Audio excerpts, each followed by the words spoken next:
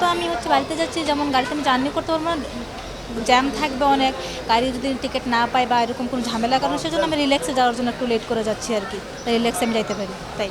আমি কোনোদিন স্বস্তির যাত্রা ঢাকায় করতে পারি নাই, কিন্তু এবার আমার এত ভালো লেগেছে ঢাকায় যাত্রা করে, ঢাকায় আমার সফর করে, যে কোথাও কোনো গাড়ি স্টপ হয়নি, কোথাও জ্যাম নেই, কোথাও কিছু নেই।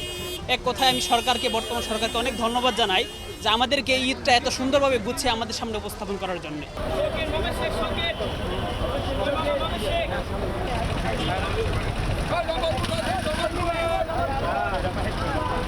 আমরা চিন্তা করছি ঈদের পরের দিন যাব, কারণ আমাদের কাজকাম ছিল, কাজকাম শেষ করে আমরা ঈদের পরের দিন যাওয়ার চিন্তা ভাবনা নিচ্ছি, এর জন্য আজকে বের হলাম।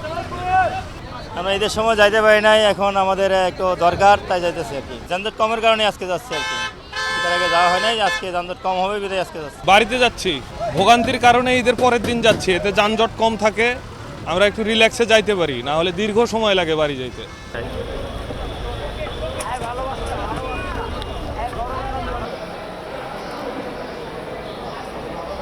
আসলে ঈদের পরের দিন একটু ফাঁকা থাকে, সব কিছু গাড়ি একটু মানে সব কিছু ফাঁকা থাকে, এর জন্য আসলে যাওয়া। এখন এসে তো দেখলাম যে অনেক রাশ, যেমনটা ভাবছিলাম এরকম না। ভিড় কম, কিন্তু এসে দেখি অনেক ভিড়। বাবার বাড়ি যাচ্ছি, ঈদ শ্বশুর বাড়ি করলাম, এখন বাবার বাড়ি বেড়াতে যাচ্ছি। আজকে ভেবেছিলাম জ্যাম কম হবে, কিন্তু অনেক ভিড়।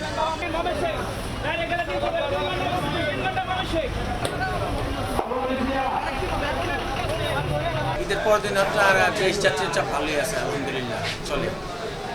আশা করি এটা আপনার আরও থাকতে পারে মোটামুটি 2-1 দিন।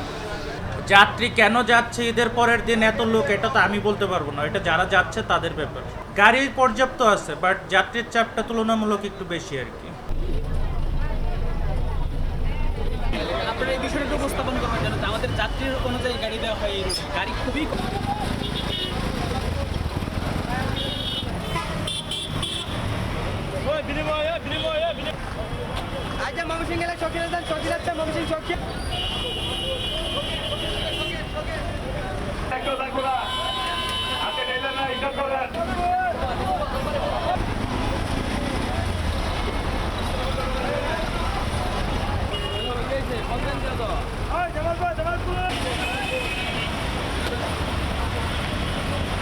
Okay,